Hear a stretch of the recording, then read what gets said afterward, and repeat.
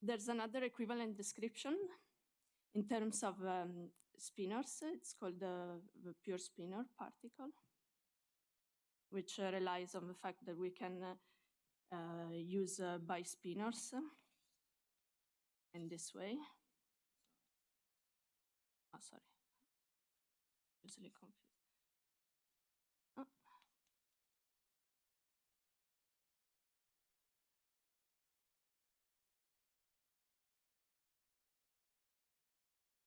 So lambda alpha would be a spinor, a section of a spin bundle.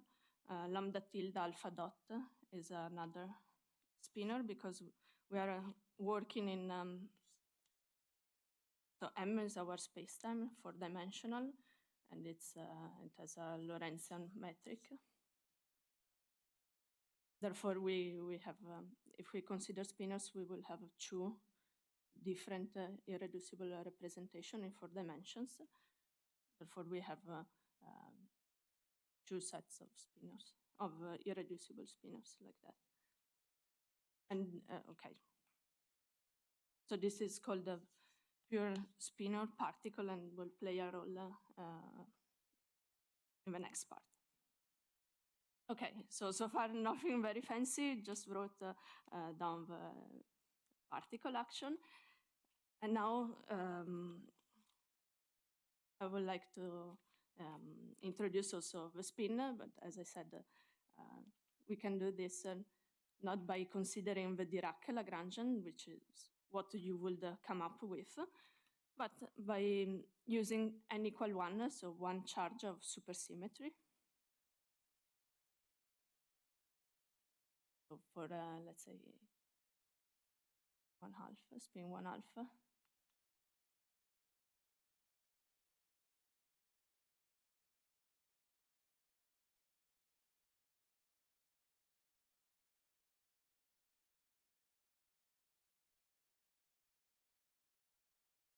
I'm obviously raising and lowering indices with our Lorentzian metric, plus still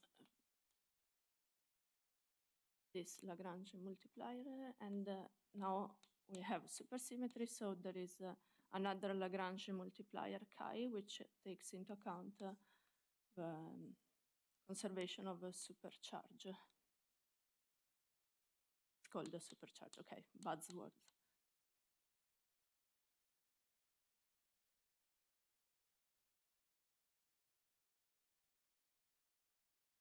Again, this can be written in this nice spinor formalism as well, and it's totally equivalent Lagrangian.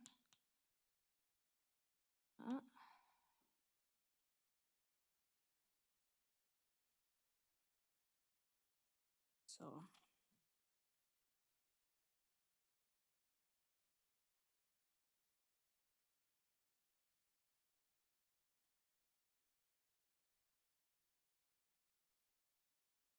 with this notation, I think I didn't say it before, I'm just thinking of momenta and position as B spinor. So this is the, I'm using some gamma matrices, alpha alpha dot. So this is P mu from before can be written like a B spinor, let's say, with two spinorial indices. Plus I theta alpha, theta tilde alpha dot, dotted.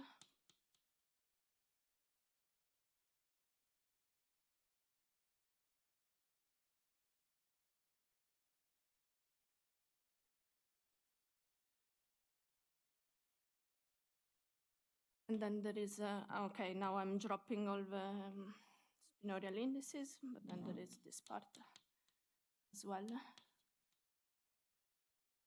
These are other fields.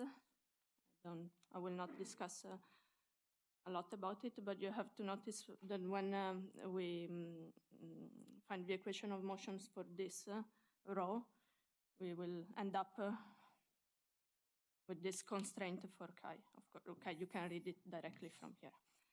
It's gonna be quite important. Okay. This was studied by Sorokin, Kach, and Volkov in '89. It comes from various manipulations because there's a lot of supersymmetry, even in space-time and in the worldline itself, and some integrations have already been performed. But this is then equivalent to this other action. Okay, now how can I show you that there is effectively a Dirac particle or a spinor here? Well, we have to quantize the system.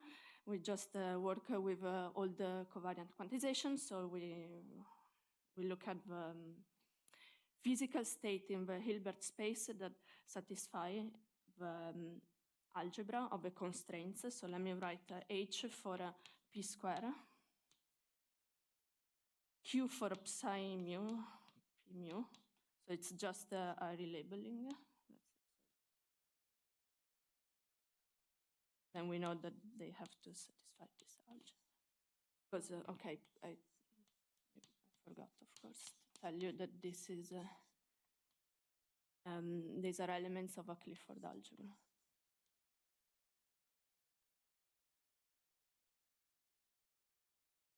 So Q with Q, anti-commutator, so I'm taking the plus, is H. So physical states will have to respect this algebra, to satisfy the algebra. And there are two ways to take to fulfill these requirements in particular. The first one is to use directly Dirac spinor itself.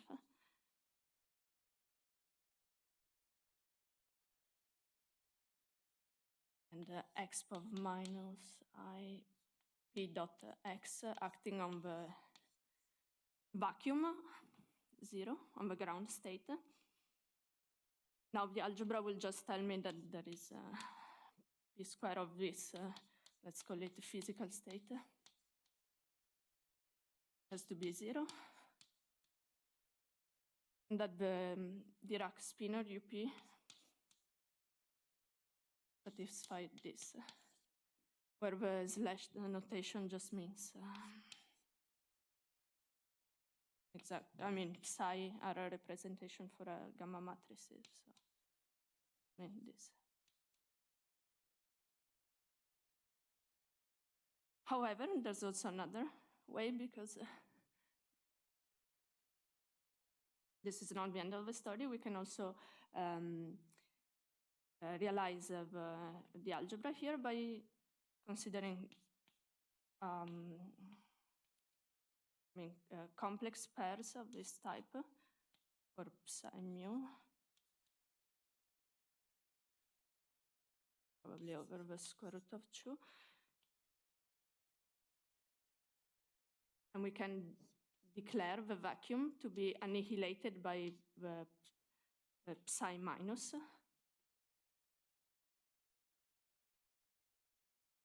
Where instead psi mu plus will generate all the other states.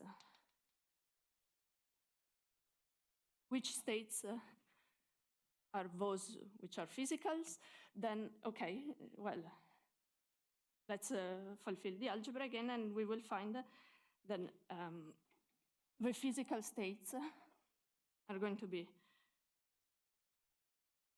okay, well, let's say that there's also some momentum dependence here, actually.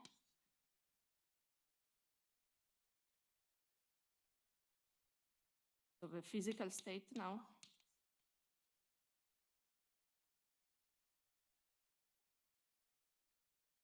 There is, so the vacuum, then this one, and they are all massless and transverse because of algebra. And then we have a Chu form. So in fact, here we have just the Chu degrees of freedom, and then I can just write another state like this, and this is going to be just a true form consisting of just this. So it's a very simple true form, and this has 2 degrees of freedom. So we see that actually the degrees of freedom of a Dirac spinor, which are 4, are separated here into 1 degree of freedom from here, 2 from here, and 1 from here. This is very interesting because basically supersymmetry is telling us that there is a fermionic sector and a bosonic sector. And this is common also in all supersymmetric theories, in particular also superstrings. And in superstring theory, the fermionic sector is called the Ramond sector, while the bosonic sector is called Neveu-Schwarz.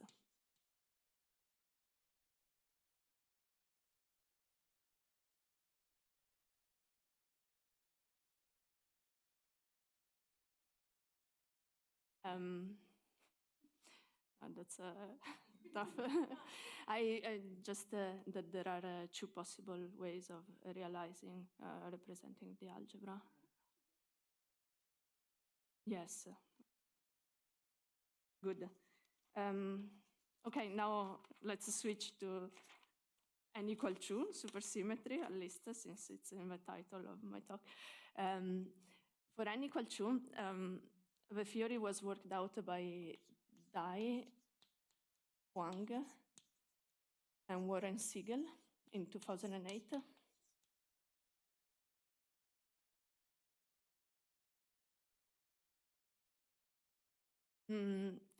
Let's focus directly on the BRST of a system, which is a way of quantizing the system. In particular, it means that we have to consider an enlarged algebra, an orthosymplectic algebra. And in fact, we should basically focus on a subgroup of the algebra, which is the special orthogonal d-1,1 times orthosymplectic space, which takes into account the ghosts.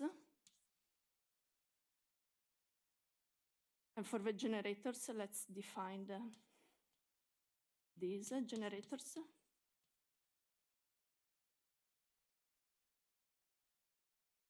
So these are the generators of the special orthogonal part of the algebra. If I tell you that now in N equal 2, we have our Clifford algebra realized like this, and psi nu instead is 0, as well as psi bar mu.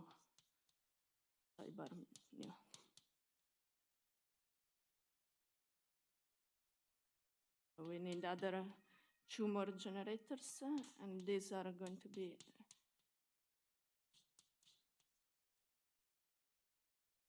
where gamma and gamma bar are ghosts.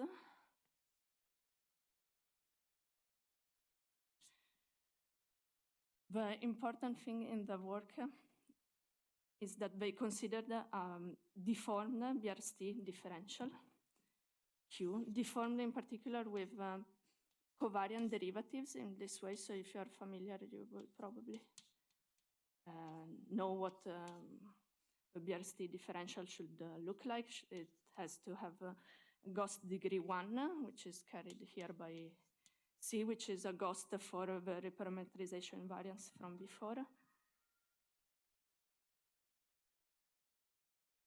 F mu nu is the commutator of these covariant derivatives, where the covariant derivatives are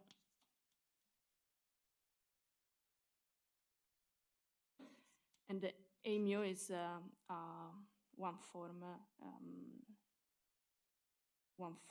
with the values in the Lie algebra of UN group, let's say. So it's that. So now we need to complete everything. So there is S mu.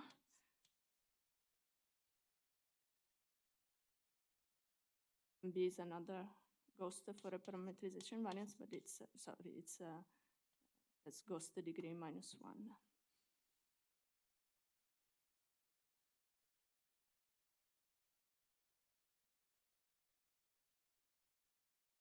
So this is something I learned from their paper, that the BRST algebra is just this algebra, the algebra associated to that group. These are the generators, can be defined like this. There's this Clifford algebra. Because to every charge, to every conserved charge, you need to associate ghosts, anti-ghosts. And these are here. And the ghosts are, so they have opposite statistics to what we want to be ghost to. So BC is the fermionic part, and it's associated with reparametrization invariance, which is a bosonic symmetry, while gamma and beta bar is the bosonic part, and it's associated with supercharge, with the supersymmetry itself. And the point of BRST is to study the cohomology of this differential operator Q.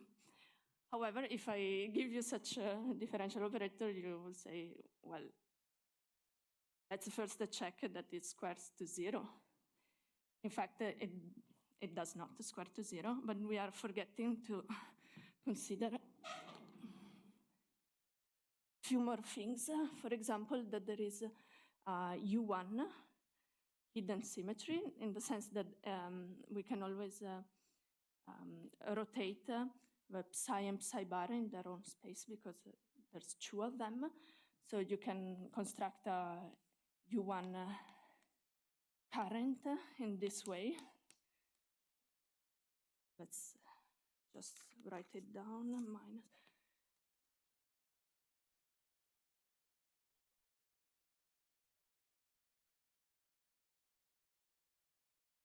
Plus d half, where d is the dimension, and it's going to be 4 actually. It's due to ordering of these operators. Okay, and once you take this into account, you could either study the cohomology of Q plus J, once you also take care that J has ghost number 1, or you could study the cohomology of Q restricted to the image of this operator, because J can act on your Hilbert space of states and will give you something else. In fact, it's constructed exactly like to yield just some particular states. And what you get from U square equal to 0 restricted to the image of such operator are the Yang-Mills field equation, so magic.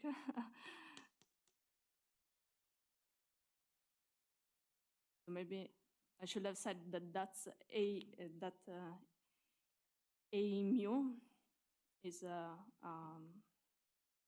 one form, a connection one form, but we didn't know much of this before. And Yang-Mills field equation are a consequence of this requirement. So they come for free. In fact, then, if you focus on n equal 4, and you know that by the argument from before that n charge of supersymmetry means that you are studying actually the spin 1/2 particle. Here in the n equal 4 case, you know that you're then focusing on a spin equal 2 particle, but this is the graviton. So for this was worked out by Bonezzi-Meyer-Sachs in 2018, 2020.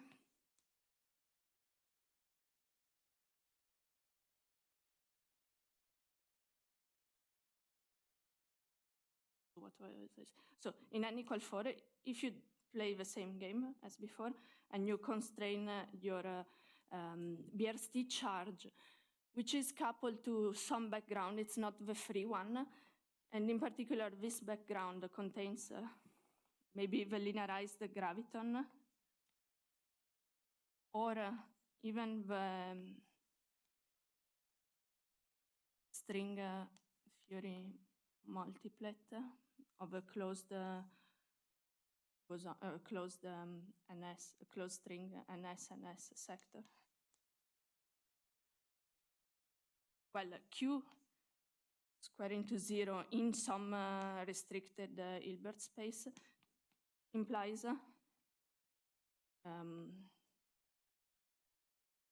the equation of motions for linearized gravity, or even those of supergravity. And what I didn't tell you is that you can also do much more. You can even study the vertices and the tree-level Feynman diagrams, even one loop level, because if you take, if you take the difference, this is in fact a vertex, but if you insist on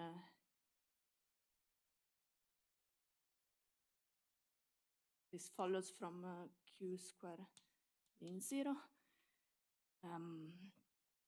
And if you then insist on linearity, then this is exactly the property of a good defined vertex operator, and therefore you can study amplitudes at least at one loop level, which is very nice. And this all comes from studying particles with supersymmetry, so I think it's particularly unexpected, no? So, and I didn't tell you anything about my actual research, but we are looking at the Ramond fields, which are in another of these sectors and are relevant for string theory. And it's particularly difficult to obtain this because the vertex operator has to be fermionic, and therefore we had to come up with something quite ingenious to just be able to write down a vertex operator which is fermionic in that case. I'm sorry that I didn't plan this very carefully. Thanks for your attention.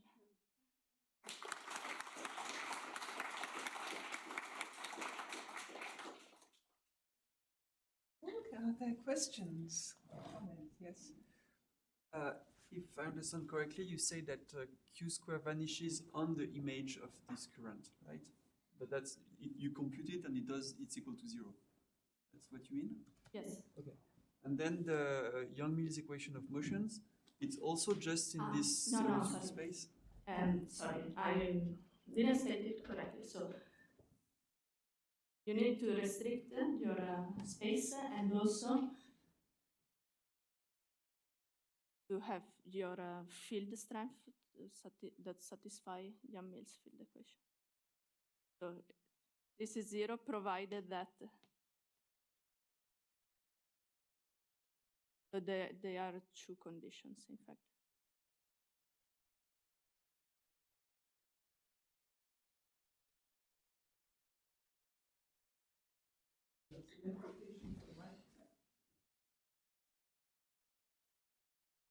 Yes. Sorry.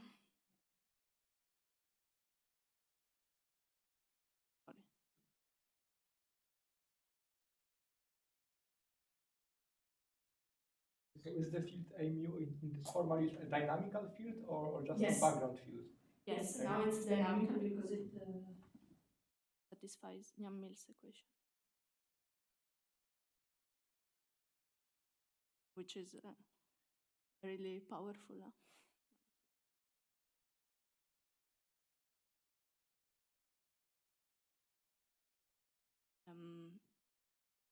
Yes.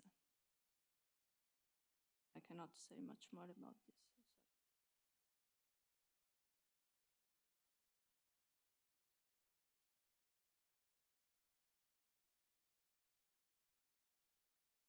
Thank you.